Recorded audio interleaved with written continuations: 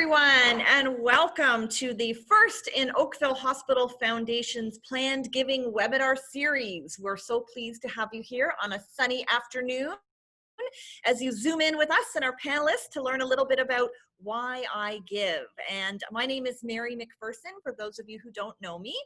I am the CEO of the Oakville Hospital Foundation. I've been in this role 3 years, and I am your moderator this afternoon. I will confess I have a little bit of tech help over here. You can't see them, and they're helping me out in the background. And what we're going to do today is walk through the first of our 3 estate planning webinars and look at the motivation for generosity. And it promised us to give a deeper insight into why people give, why give to a charity, and what are some options that you as a donor, an individual, a family can consider should you wish to make a gift to a charity. So a couple of housekeeping items just before I begin. We are recording this presentation, and so the recording has just begun, and what we will do at the end of the presentation is send it out to all of our registrants, so you can have it there, you can zoom through it, and if there's any slides or parts that you want to hear again, you will have that. Right now, all of our wonderful guests are muted. So if you do have a question, there is a Q&A feature at the bottom. You can click on it, type in your question, and we will do our best to answer it. If there isn't a chance, or if we don't see it by chance, we will reach out to everybody who has questions to make sure you get the answers that you need. So before we begin, I wanted to provide everybody with a little bit of an update on what is going on up here at the Oakville Trafalgar Memorial Hospital Foundation. We have been honored and thrilled and overwhelmed by the generosity and the caring that our community has shown for our hospital, and in particular, our frontline staff during this COVID pandemic. Who would have thought a year ago we would be where we are, socially distancing, wearing our masks, and life has changed as we know it for now. But we look back at those dark days in March, and we are beyond grateful to the support that we've received from our community, the phone calls, the PPE, the meals, the encouragement, the honking, the signs, the rocks, all the things that you have done to cheer us on and cheer us up as we went through this. So thank you, thank you, thank you. Some of you don't know, but we did create an infield hospital here to expand our capacity so that we're ready for COVID or a second wave. We also purchased new ventilators, so we have those have arrived, which is wonderful. We have some new lab equipment to help speed up testing. And so those things were all purchased by our very, very generous community.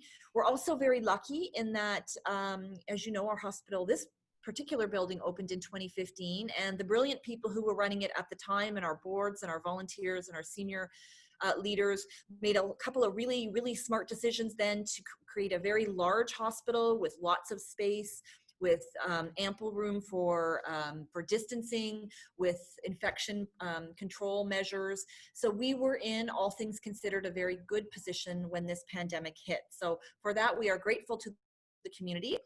Things are starting to ramp up here at a hospital. Turns out it's a lot harder to put services back on than it is to turn them off, so it takes a little bit longer, but we've got some of our surgeries up and running now, a lot of our clinics are up and running now, and we were very pleased to welcome our visitors back to the hospital for the first time on Tuesday. There are, of course, restrictions on who can come in and how that works, and that's all on our website, our Halton Healthcare website, but we are allowing visitors back into the hospital in a limited capacity. So that is very, very good news for a sunny afternoon in August. And today we welcome 2 panelists here with us today to share some of their insights, their oversights, their thoughts around why I give. And we have Mags Shorey and we have Tim Sesnick, both of whom you can see on the screen. And they will share with you some unique perspectives they have on why they give, how you can give, why Oakville, why this hospital, and just how it enhances their lives in general. So Megs is the first person I would like to welcome and introduce. Meg Shorey has been a donor for our hospital for about 34 years. She and her family have probably volunteered on every committee and every capacity here in Oakville. She's been an amazing volunteer, an amazing governor. She's provided us knowledge, advice, insight, feedback. Her knowledge is so deep, we often just call her up and say, what do you think? What do you think? And she always she loves us and gives us the honest truth. And that's what we love about her. So she's been an amazing, amazing volunteer at this hospital. She cares for this hospital. She and her family care for this community. They're involved in so many ways. And we are honored to have her here as a panelist today. We haven't seen each other face to face in a while, Mags, but I just wanted to welcome you. I know you're socially distancing yourself here, but I'm going to turn it over to you for a couple of minutes, if that's all right. Well, you now know that I am Meg Shorey, and I have had a long connection with the Oakville Hospital. We moved to Oakville in 1978 with our 3 children, ages 1, 3, and 4 at the time. Wow. And since then, it has been our go-to hospital. 5 of my 8 grandchildren have been born at the Oakville Hospital, both the old hospital and the new one. Because of the care we received at the hospital, I began volunteering my time in the late 1990s. It has been both an honor and a pleasure to get to know more about the hospital. It soon became an organization that I wanted to support with my time, my talent, and my treasures. I have also had the opportunity and the pleasure as a volunteer to call and thank donors who have given to this hospital. Listening to their unique stories of the care they received only strengthened and resolved that and my family's support for the hospital now, when I can be actively engaged, and in the future. That is the time that my husband would have said, I have passed on to the next dimension. Creating a will is not a new consideration for me.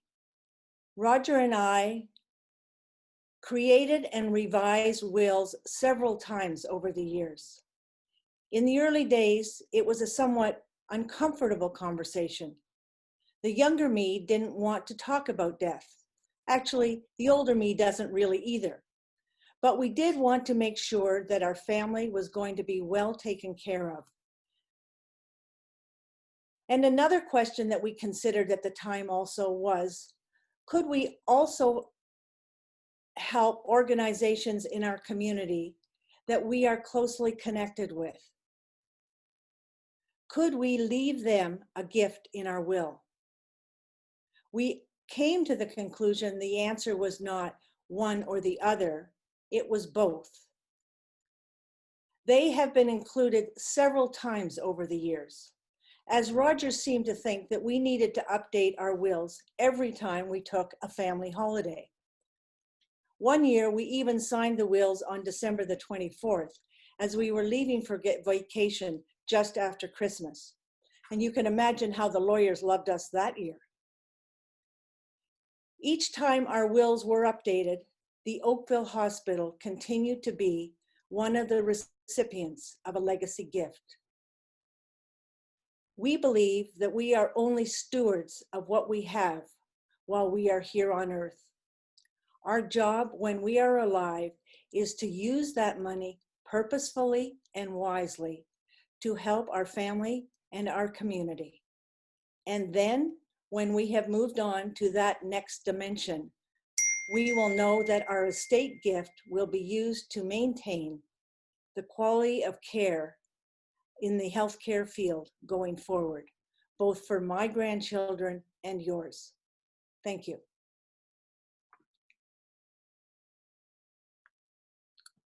So I keep remembering to unmute myself. Thank you, Mags. That was beautiful. It's wonderful to hear the story and the motivation and why Oakville and what prompts it. So thank you so much. We'll continue to see if there's any questions for Mags, and you can always type them in if you have any. And it is my pleasure now to introduce our second panelist, another Oakvillian. We are full of Oakvillians today. Tim Sesnick, with many of you who are familiar with Tim, I've known him by reputation for many years being in this business. He is one of Canada's most respected experts and public speakers on the area of tax and personal finance. He's the co-founder and CEO of Our Family Office, Inc., one of Canada's leading wealth advisory firms to help affluent families make decisions. Tim consults, speaks in all areas of personal finance, and in addition to his CA designation, he's a chartered professional accountant, a certified public accountant in Illinois, a certified financial planner, and a trust and estate practitioner. That's a lot of letters, Tim, you have after your name. Yeah. His national speaking profile is confirmed by his position as a personal finance columnist for the Globe and Mail's Report on Business, Canada's national newspaper. And he has authored 18 best-selling books and is a regular contributor, an on-air personality on radio and TV. He appears regularly on CTV, CBC, News World, BNN, and many programs across the country. Tim grew up in Oakville, as many of you may know, and he and his wife Carolyn have 3 children and 2 dogs, and all his kids were born here at OTMH, probably the old site, I'm guessing. And they are hockey families, hockey fanatics. Even the dogs are hockey fanatics. So it is my pleasure to welcome Tim to the panel, and I'm going to turn it over to Tim now. He's going to share his screen and walk through a presentation. And again, a reminder, I'm going to mute myself, but if you have any questions, just type them in. Thank you so much. Thanks, Mary. Thanks very much. Welcome, everybody. I'm glad you decided to join us today. First of all, I have a little story to share with you. It was a little bit over a year ago that Megs and I were talking, and Megs had made a donation to the hospital prior to the building of the new hospital. And as part of that, she got these bricks, physical bricks from the old hospital on Trafalgar Road. So she had this stack of bricks at her home. And she said to me, I said, I just happened to mention my kids were born at the Oakville Hospital. So she said to me, well, I've got something for you. And she gave me 3 bricks. I took one for each of my kids. And last year for Christmas, I wrapped them up and gave my kids each a brick from the Oakville Hospital. They had no idea what I was doing or what they were for. And I explained it, and they kind of got it. I'm not sure they liked it as much as they liked the, the video games and the things they got for Christmas. But you know what? They've each got a brick from the old Oakville Hospital. So, thanks, Megs, for giving me those. That was, I won't say it went over like a lead balloon, because it didn't. It went over like a bunch of bricks, but it was actually really, really kind of fun. I'm going to share my screen with you now, so you can kind of see a presentation that I'm going to share with you. And let me just do this. You should be able to see it now. And my presentation today, I'll try to keep it fairly brief, but I wanted to talk a little bit about why people give in general.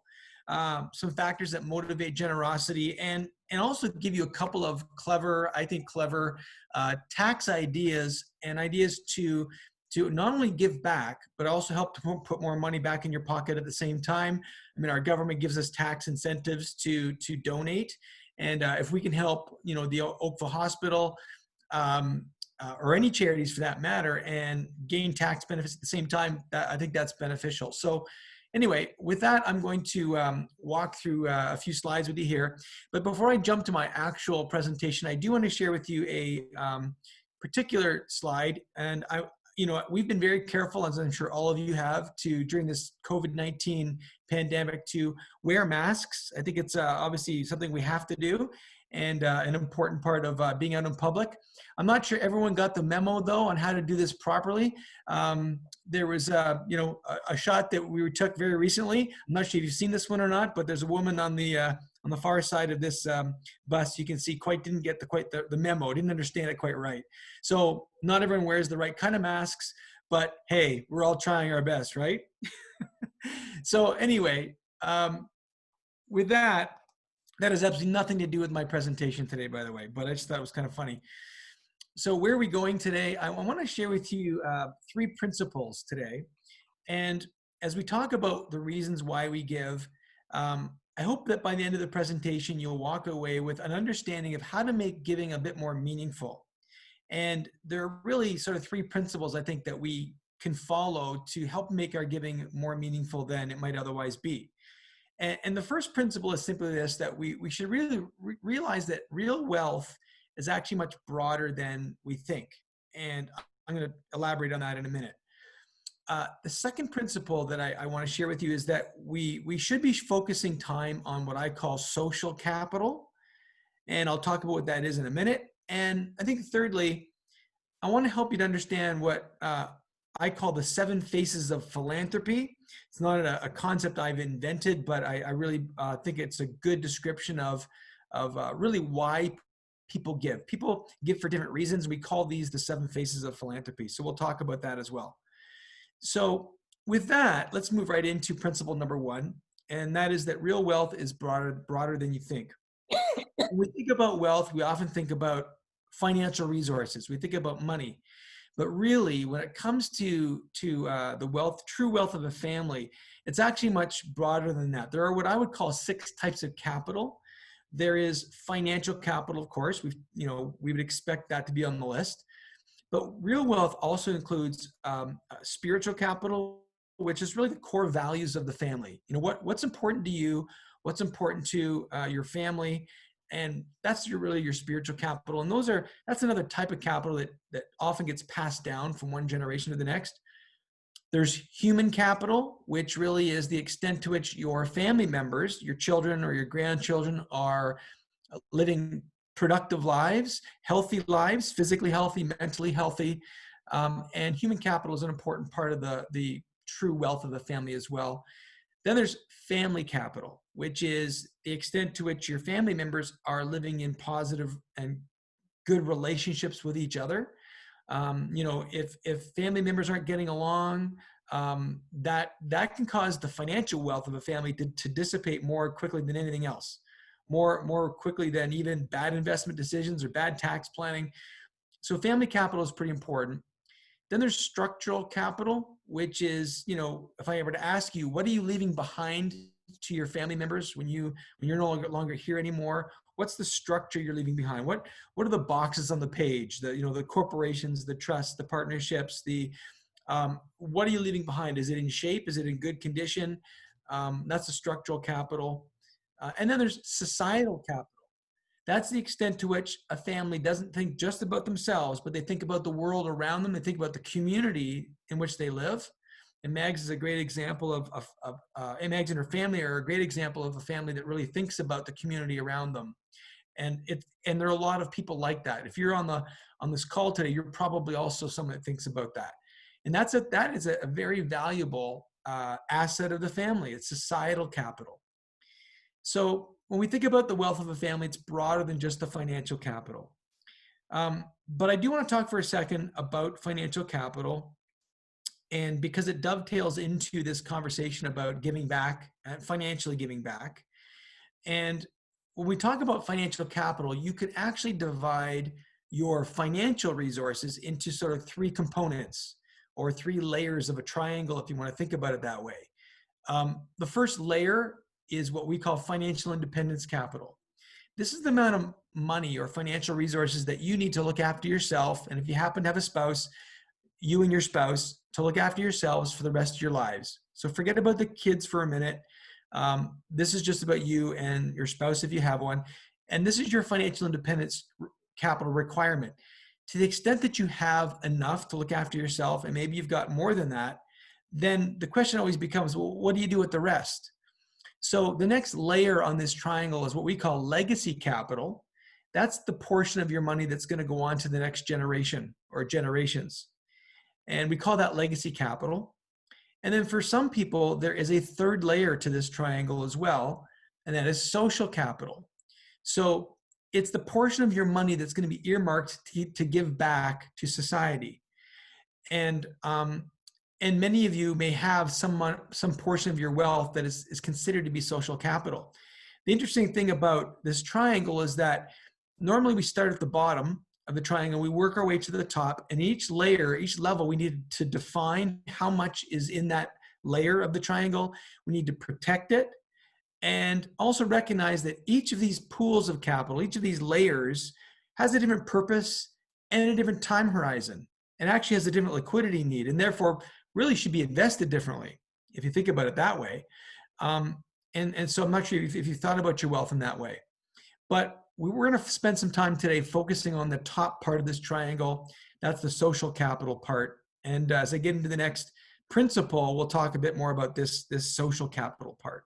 So the second principle I want to talk about now is focusing time on that top layer of the triangle, that social capital. And again, social capital isn't just about the money you give back, because you can volunteer time. As Mags said, donating time and talent is important, and treasure is your financial resources. And we'll talk about the financial side of it today, but social capital is not purely about the money that you're giving back. But let's talk about your money just for a minute. So here we have a picture of an individual sitting on their money. This could be you and your financial resources, and you may have assets, or maybe this is your income. One thing we know for sure is that some of your money is obviously going to be used to meet personal needs. It's going to buy groceries, it's going to pay your property taxes and other things. We also know that part of your money is going to be earmarked for the government in the form of taxes. And so we all pay taxes to one extent or another on our capital or on our income. And what happens to the money that makes its way to the government? Well, some of it, not all of it for sure, but some of it will make its way back to society, back to the hands of charities, maybe to the hospital. But I can tell you this, that less and less all the time is making its way to the hands of charities and nonprofit organizations and hospitals. It just seems that there is a tightening of the belt, if you will, in the government. So less and less money makes its way there. So if we're relying purely, but what this graphic shows is that whether you like it or not, some of your money is going to end up back in the hands of the community anyway. And so people, the families we work with actually find it much more rewarding to self-direct their charitable gifts. Rather than letting the money go through the filter of the government and make its way back to society, self-directing those charitable gifts is much, much more meaningful because you can direct where you want those funds to go. If you want to give money to the hospital, you can make sure it ends up there. Whereas if you give it to the government, you're never quite sure where it's going to end up.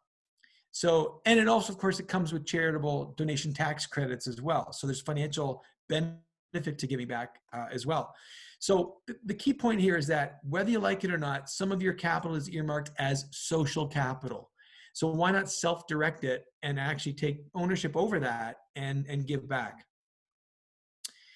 Now, the third principle I want to talk about today is understanding the 7 faces of philanthropy. These are really the reasons why people give. And there are more than 7 reasons why people give, but these are probably 7 of the more common reasons. And the thing to realize about these 7 areas of philanthropy or 7 faces of philanthropy is that more than one of these might apply to your situation. If you were to ask yourself, why do I give? There's a good chance that more than one of these will apply to you. So I want to walk through them now. And the reason these are important, it's important because once you understand the reason why you give, that will start to inform other things about your giving. Where should you give? Who should you give to? What should you give? When should you give? And we'll give examples of that in a minute. But let me talk about the 7 faces first of all. So the first face of philanthropy would be communitarians. Communitarians are people who just believe that doing good in the community just makes sense for them. They think it's the right thing to do. There are also those who we would call the devout, who do good for faith reasons. There are some who would be considered to be investors, who believe that doing good is actually good for business. And then there are socialites. I know Megs doesn't like that term.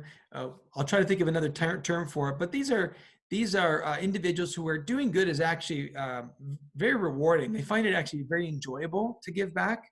Maybe that's not a good term to describe them, but we've used the term socialites here. Then there are repayers who want to do good in return. I can think of one individual I know who made most of his money through a particular profession.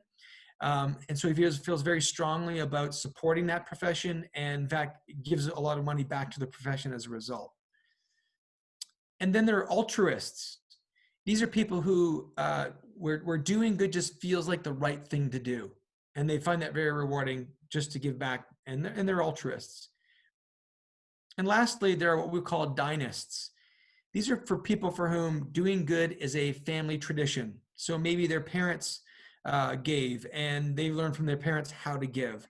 In some of these cases, there may be a family foundation or a trust fund that's used for giving back, but it's a family affair. So these are some of the more common reasons why people give. Now, as I said earlier, the why, these particular reasons why can help us to answer other questions. Who should receive my gifts? Or what should I give? Should I give cash? or securities or real estate or other assets? Where should I give from? Should I give from my corporation, from my personal pocket, from a family trust, through a foundation? When should I give? Should I give today or at the time of my passing away, or both? And how should I give? Should I give through a public or private foundation? Should I give directly to a charity? Should I give with recognition or without recognition? Some of these questions actually become much easier to answer when you know the why. Why are you giving? And I want to share with you a couple of examples of this. So let's take an individual. Let's call him Jack. Jack Spratt. He's a successful business owner. The community that he lives in has supported his business for many years, and he wants to give back to that community. Jack also wants his business to benefit from his decision to give back. So which faces of philanthropy really apply to Jack? Well, we would say he's a communitarian. He wants to give back to his community. He's also an investor because he wants his business to get the benefits or the recognition from giving back. Now, who is he going to give to? He's made the decision to give to the hospital foundation. What is he going to give? Well, he's going to give cash gifts. He could give other things, but chances are, if he's giving from his corporation, which is the where is he giving from? His corporation more than likely has cash to give, but it may have real estate, it may have securities as well, but certainly cash is probably the most common thing that corporations have. So he's giving cash gifts. When is he going to give? He wants to give each year. If he wants his business to benefit from giving back and to receive some of that recognition, he's probably not going to wait till he's passed away to have his company give. He's probably going to do it on an annual basis each year. And then how should he give? Well, he's decided to make pledges. He's going to commit to certain charities, the hospital foundation in this case, by making a pledge and letting the charity know that every year for the next 3 years or the next 5 years, he'll be donating a certain amount of money. He does want his business to receive recognition for this, so he wants to structure it so there is some recognition there. By the way, as an aside here, making pledges to a foundation can be a very effective and a meaningful thing for the charity or for the foundation, because then they have some sense about what to expect in the following year or years. It's especially important if you're going to give over a number of years. And if you plan to give a significant amount of money, it's good for them to know that ahead of time. Another example, let's take Alice. Alice Wonder, we'll call her. She has a strong faith and attends a local church regularly. She's married to her husband, Alan. For Alice, giving back reflects her faith and feels like the right thing to do. It makes her feel good. So what faces of philanthropy apply to her? Well, we would call her one of the devout. We'd also call her an altruist.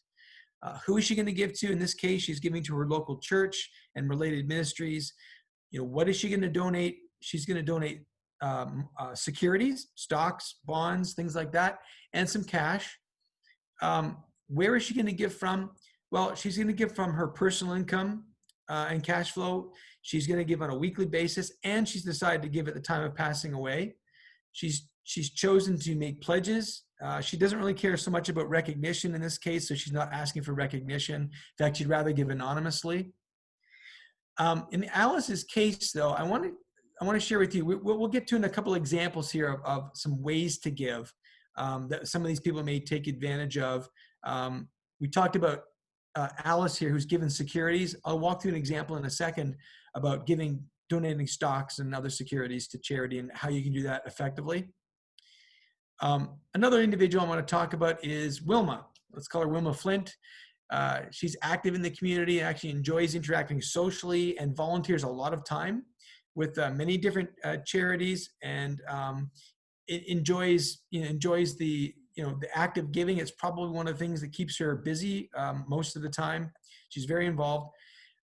She has for many years, and her family has for many years, been getting significant contributors to many worthwhile causes in the community. What are her faces of philanthropy? She would define herself by that list we talked about as a dynast, but also a socialite. The community foundation is really where she's giving a fair bit of money, but also to the hospital and to a shelter for women in her community. What is she giving?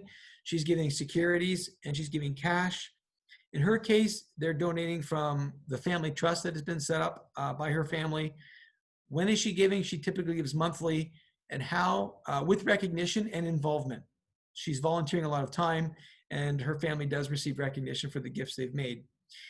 I want to walk through an example now of Wilma and donating securities to charity.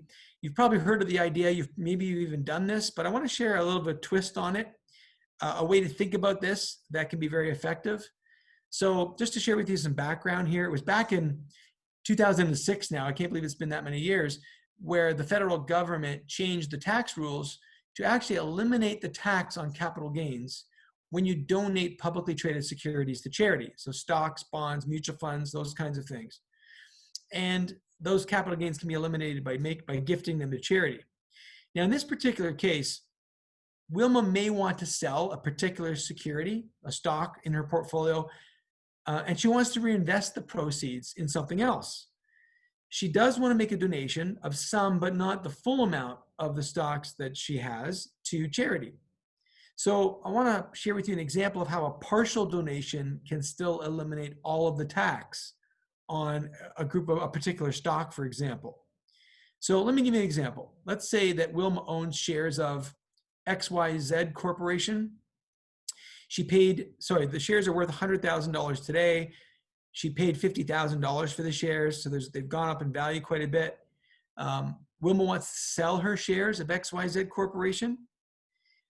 She wants to donate some of that value to charity, maybe not all of it, but some of it she wants to donate. So if she were to sell all of the shares, that's going to trigger a tax bill of about $13,000, almost $13,400 in Ontario this year, in this example, right? Because the capital gain when she sells will trigger a tax liability of that amount. So this is going to leave in her hands after taxes about $86,000. Okay, the shares are worth $100,000. She's going to have to pay about $13,000 in tax. The balance she can keep.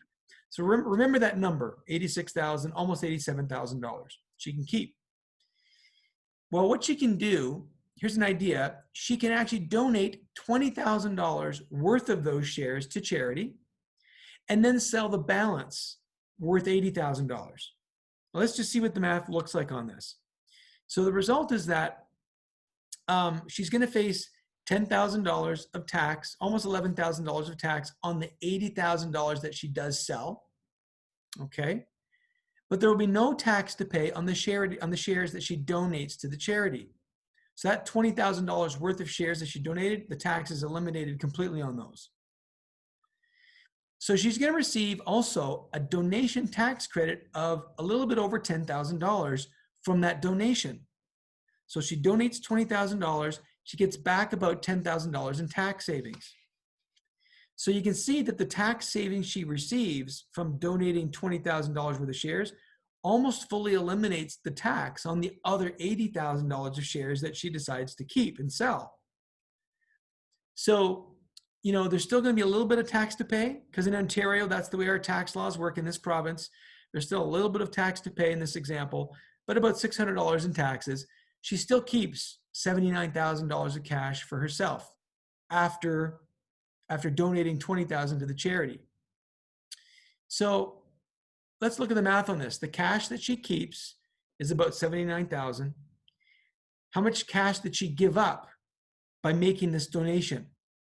Well, she's giving up about $7,200 of cash. Now, where do we get the number from? Well, if she made no donation at all, none, she kept all the money for herself and sold the stocks, she would have kept, remember the number we looked at earlier? Almost 87,000, actually 86,617. That's what she would have kept. She still keeps 79,374. So she's out of pocket $7,200. But how much does the charity receive? $20,000. So in other words, the charity gets $20,000 of value. She's only given up $7,200. This is what we call a charitable arbitrage opportunity. And the last thing I'll just talk about here is how do you figure out the amount to give to charity to fully eliminate the tax as we did in this example? So in this example, a donation of $20,000 of the securities pretty much offsets almost all the tax owing on the balance of the securities or stocks that she wanted to keep. So there's a formula. I'm not going to walk through it, but there it is on the page. And if you want to copy this presentation later, Mary can make sure you get one. But if you do the math using that formula, the math comes out to $20,000. It's a pretty accurate formula. It works in most provinces. It's pretty accurate. So it just shows you in this example that $20,000 of the $100,000 she has, if she donates that much, it will eliminate the tax on almost all the shares. The formula is approximate in some provinces. Now, let me just talk about one donor here and one more idea for you. Let's talk about Jed. So Jed Clampett is a retired business owner, and he grew a business over many years.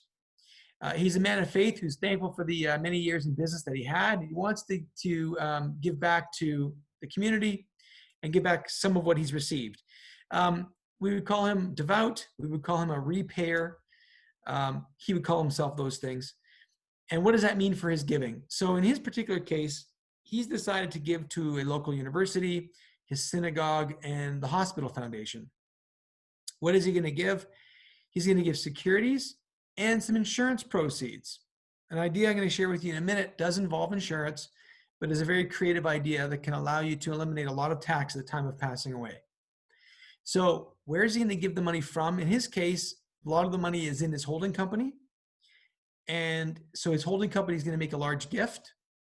And when's he going to give? He's going to give a little bit each year, but he's also going to give quite a meaningful amount at the time of his passing away. The insurance will kick in when he passes away. It's going to pay out, and the insurance can be used to make a gift to charity. You'll see that example in a second here. How does he choose to give? He's making pledges to the charities. He's giving with recognition and some involvement. He does volunteer sometime. So in his example, let's share with you what we did for him. So this idea is what we call an insured bequest of shares or insured donation of shares. What this idea is going to allow him to do is to donate some of his shares of his private company to charity. And the result is going to be a significant donation to charity, no tax to CRA on those private company shares when he's gone, and greater value to his kids or his heirs at the end of the day. So that's what he can accomplish. So let me give you an example of this. So let's say Jed owns a holding company. Let's say the value of the holding company is $2 million, just to pick a number. And in this particular case, Jed has undertaken what we call an estate freeze, which means that the shares that he owns in his holding company are frozen in value at $2 million. The future growth of his holding company are effectively going to the kids, but by way of a trust, a family trust. So it's a very common type of structure. But the reason we like the freeze is because now we can calculate how much tax is going to be owing by Jed on those frozen shares when he passes away. It's easy to do the math on that. Now, this idea also involves the holding company will go out and purchase a life insurance policy. Now, in this case, it's going to be a $1 million life insurance policy. And why is it $1 million? Well, that's by design. It's equal to 1/2 of the value of his frozen shares. So, I mean, what happens when Jed's going to pass away? When Jed passes away, those frozen shares that he owns are going to be deemed to be sold, okay? Because when you pass away, everything you have is deemed to be sold, unless you leave it to a spouse. But when the surviving spouse passes away, everything they have is deemed to be sold at fair market value. So Jed, in this case, is the sole surviving spouse. And in his case, the shares that are worth $2 million, those frozen shares, will be deemed to be sold, and it's going to give rise to a tax bill on Jed's final tax return of about $535,000 in Ontario, okay? The life insurance that he's going to buy is going to help to eliminate that. But the life insurance is going to be $1 million. That's by design. It's equal to 1/2 of the value of the private company shares. So in this case, the holding company is the owner of the life insurance policy and the beneficiary of the life insurance policy. The policy is a joint last to die policy, which means it doesn't actually get paid out until the second spouse passes away. We'll assume that Jed is the sole surviving spouse here, but the policy, if you buy it on a joint last to die basis, It's a cheaper way to buy the insurance because it doesn't actually pay out until both spouses are gone. The annual level cost for this insurance coverage, in his case, is going to be about $9,500 a year for life. And both spouses are age 60 to today. The total cost of that insurance up until age 85, we could assume that Jed might live longer than that, but let's just say to age 85, it's about a $238,000 cost to Jed, or to his company actually. The alternative is that he could pay this policy over a 10-year period of time and structure it so there's no more payments to make after 10 years. And in that case, the premiums would be about $24,000, almost $25,000 per year for 10 years. So it's about the same cost overall, about a $240,000 or $250,000 cost over that period of time. Now, what's going to happen? On the death of the surviving spouse, which is Jed, he's deemed to have sold those shares of his private company, giving rise to a tax bill, as I said earlier, of about $535,000 in Ontario this year. Now, the will, Jed's will has been revised to leave a bequest of shares to charity. What he's going to do, he's going to leave 1/2 of his frozen shares, of his private company shares, to a charity. And that's, in other words, that's $1 million worth of value he's leaving to charity. It's half of his private company shares. Well, that $1 million donation to charity, what's that going to do for him? Well, at the time of his passing away, it's going to provide a donation tax credit in the year of death that is going to save tax. And how much does a $1 million donation to charity save in terms of taxes? It's a little over $500,000. So in Ontario, it doesn't fully offset the tax bill, but mostly it offsets most of that tax owing on his private company shares. So in other words, by donating half of his private company shares to charity, it eliminates virtually all the tax on all of the shares. Now, something else happens when he passes away. That death benefit, there's a death benefit from the life insurance, and the $1 million of life insurance now gets paid into his holding company. And it's a tax-free receipt by the holding company. Something else it does, for those of you who have companies, you might realize that there's something your company has called a capital dividend account. And really what this does is this $1 million that goes into the company, it's going to bump up that capital dividend account by $1 million. And that's an important fact because the capital dividend account allows a certain amount of money to be paid tax-free out of the company to the shareholders of the company. So if you pass away, or in this example, Jed passes away, that $1 million goes into the capital dividend account of the company, and that allows his heirs, his kids, to pull some money out of that company tax-free. Actually, $1 million worth can come out tax-free. So what's going to happen now is the holding company has this $1 million of cash from the life insurance proceeds. Now, the holding company is going to take that money and it's going to buy back or redeem those shares that were left to the charity. Because as kind as it was of Jed to leave those shares to the charity really doesn't want or can't really benefit from your private company shares. The charity doesn't really want your private company shares. It would actually know what to do with cash more than it would know what to do with your private company shares. So life insurance is used to buy back those shares from the charity.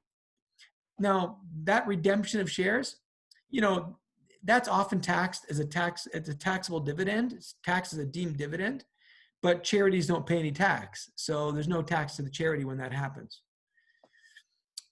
So the shares are actually redeemed. And then something else we can do, something else we can take advantage of here. The capital dividend account, which still is in your corporation, that has $1 million notional balance in it on paper, can now be used to redeem some of the shares or buy back some of the shares from your kids or from your estate. And in exchange, your holding company will provide a note to your estate, and that's a tax-free transaction because of the capital dividend account. There's no tax to pay at all on that transaction. So let me just draw a picture of this. And by the way, the end result of this is that there's going to be no tax to your estate, no tax on your final tax return because you've eliminated that with a donation. And in fact, all of this creates a capital loss in your estate at the same time, which can also be carried back to your final date of death tax return and save another $133,000 in tax on top of all that. So let me just try to summarize that, because I know that's very confusing maybe. Let's say when you pass away, just to draw a picture of it for you here, there's your estate. Your estate now owns your holding company because you're gone. You leave half of your private company shares to charity. The insurance dollars go into your holding company, the $1 million. And then that $1 million is used to buy the shares from the charity. So the charity no longer has your shares. The charity has your cash, has the life insurance cash. And then again, the holding company is going to issue a promissory note to your children or to your estate for $1 million. It's going to do that by redeeming $1 million worth of those shares that your estate owns, that your kids own. And that can be done totally tax-free because of the capital dividend account that exists in the company. And again, that capital dividend account is there because of the life insurance, was there. So that $1 million note is now a tax-free pipeline that your kids or your family can withdraw money from that holding company at any point in time in the future, up to $1 million worth, completely tax-free. So let me just draw this on a page for you and just summarize quickly for you. Let's supposing you say, okay, Tim, I don't like this idea. It's too complicated. Well, in that example, let's say your shares were worth $2 million and Jed didn't like the idea. Well, when Jed passes away, there would be a certain amount of money that would go to CRA, $535,000 in this example. The value that goes to the heirs would be the difference, the other $1,465,000, and the amount that goes to charity is nothing. And then some people might say, well, Tim, I like this idea, but I don't like the insurance part of it. I don't want to buy life insurance. So that's what the middle column in this chart looks like. Okay, in this example, you can still leave half your private company shares to charity. That's $1 million worth of shares. And that's going to create a donation tax credit. And that's going to save some tax. So the value to CRA is dramatically reduced. The value to the charity is $1 million. And the value to your heirs is just under $1 million in this example. The problem with this part of this story or this example, though, is that the charity is going to end up with your private company shares, something you may not want to do and something the charity can't really benefit from very much. And by the way, one last piece of information here. If the charity that you donate to is a private foundation, you don't even get the donation tax credit until you have converted those shares to cash, until you give the foundation the cash. So another thing to be aware of. The column on the right-hand side is the idea I actually shared with you in this example I gave, where you're leaving $1 million of value to the charity in the form of cash from the life insurance. Your heirs inherit the full value of your holding company, $2 million, and the value to CRA is actually negative $100,000. And because all of the tax savings that result from this, that's the tax savings that result from the donation to charity, tax savings from the loss that gets carried back from your estate to your final tax return, plus the taxes that are saved on your heirs being able to pull money out of the corporation. All those tax savings results in CRA getting a negative balance. And the CRA actually knows about this idea. It's not risky. They're quite okay with it because it actually does result in a true gift being made to charity. And the rest of the strategy is just fairly basic tax rules that come into play when you make a gift to charity and have life insurance paid into your corporation at the same time. So that's sort of the idea. So where have we been? We've talked about 3 principles. First, that real wealth is broader than you think. Secondly, that focusing time on social capital is a very worthwhile exercise because some of your money is earmarked as social capital anyway. So why not take advantage of self-directing your social capital? And then understanding the 7 phases of philanthropy is important because these are the reasons why you give, why people give, in addition to maybe some other reasons that we haven't talked about. But understanding the why leads you to understand the other aspects of giving. The what should you give? Where should you give from? Who should you give to? When should you give? All of those things. So there's value in understanding the why. I'm going to stop right there. I think I've probably gone on long enough. But Mary, maybe what I'll do is certainly pass it back to you. And if anybody has any other questions, I'm more than glad to answer them. And I'll just stop right now and let you ask some. Great. Thank you, Tim. That was fascinating. I think what it does is to the fact that it's a really thoughtful process when you start thinking about your estate and how you want to give and what is the legacy you want to leave, and the conversations you need to have with your family and with your estate planner, with your accountant, with your lawyer. Like, you need to get a lot of advice, right, to kind of think through which scenario works best for you. Absolutely, Victor. And I'll mention too, if any of you have an accountant or a lawyer or somebody that you want to talk to about some of these ideas and you want me to explain them to them, I'm glad to do that. That's wonderful. I heard it explained once when they talked about these types of giving. It's how we as individuals and community members think about our community and think about the community that our grandparents left for us, and what kind of a community do we want to leave for our grandkids, right? What are the social fabric and the network and the things? Because we're gardeners, we always want to make it a little bit better, a little bit brighter, a little bit nicer. But the garden's never done, right? We're always working on our community and our social network so that everybody has what they need. And I think that's one of the beautiful things about Oakville, right? Is that everybody thinks about the other charities, and they think about, food, obviously the hospital, we think about equipment, of course, but there's the food banks and the churches and the homes and all the different wonderful charities here doing great work for our community. So these are some really great ideas. Thank you for that. I'm just checking my little chats here. I don't see any questions, but if anyone has any questions for Mags or for Tim, feel free to type away down there. And are these couple that were pre-submitted, Deb? So I'm going to read a couple here.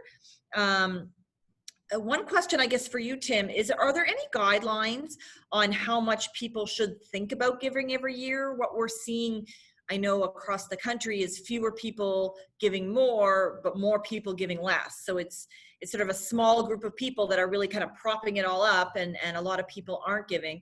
And are there any sort of guidelines that you share as an individual, or how do you sort of start that conversation? That's a good question, and a couple comments I'll make. I've actually written a couple of articles about this in the Globe and Mail back in the fall of 2018, and I'd be glad to provide those to you later if you want to send them out. But a couple of things to note here. First of all, as Canadians, not everybody is as generous as probably the people on this call. We tend to, as a society, a Canadian society, not to give quite as much as Americans do on average. We tend to give probably under 1% of our income on an annual basis. In the US, the numbers are closer to 3.5% in terms of income every year. The most generous people that, and there's no one right answer for anybody, but the most generous people that we rub shoulders with, that we talk to, are probably giving close to about 10% of their income on an annual basis. Now, I'm not suggesting people who are not comfortable with that should do that, because I think the principles that should guide giving, I think there are two bookends. I think on the one hand, I try to encourage people to give until they feel it. In other words, don't give so little that you don't even notice it. So for everybody, that number may be different. But on the other bookend, don't give so that you're panic stricken either. You want to be cheerful about your giving. You want to be happy about what you've given. So being a cheerful giver and also being a giver so that you feel like it's a sacrifice of some kind is probably a good bookends. And I remember one woman that I spoke with one time said to me, Tim, I don't give anything that costs me nothing, which I thought was an interesting comment on her part. So I try to encourage people to think about those as the bookends. And again, that number is not right, is different for everybody. But I also encourage people to try to work towards that, maybe that 10% of income, which for some people would say, I can't even imagine giving that much. But it's kind of like a hot bath. You dip your toe in a hot bath and, oh my goodness, that's just too painful. I can't get into it. But as you get into the bath slowly, you start getting more comfortable with it and you become accustomed to it. And charitable giving is kind of like that. You start off slowly and you get more comfortable with the idea over time. And I think that's a good principle. I think about one more thing, one more story I'll share with you. And I promise I won't take this long to answer the rest of the questions. But when my kids were younger, I was asked to go on a cruise. It was an estate planning cruise. So I was on this cruise. My kids were 6 months and 2 years old. And here I am on this cruise with my wife and my kids. And I was speaking on this cruise. We stopped in St. Thomas on this Caribbean cruise. And we went to a cafe just off the ship. And we were sitting at a table and we were watching these parrots. These parrots were sitting on these perches. And there was a parrot keeper. He was looking after the parrots. And my son, who was 2 years old, was wondering, why did these parrots not fly away? And I thought, that's a good question. Let's ask the parrot keeper why they don't fly away. And so we called the parrot keeper over and we said, these parrots, they could just fly away. Why don't they fly away?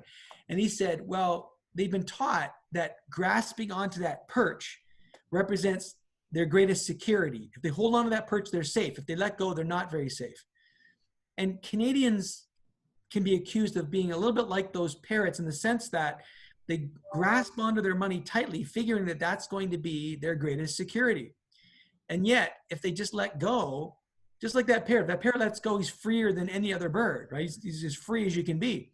When people let go of that perch, they realize quite often they have much more money than they actually need. And they start feeling freer financially. How do you know who's going to know greater financial freedom? The person that grasps their money, never lets any of it go, or the person that lets some of that money go and realizes they actually have more than they need.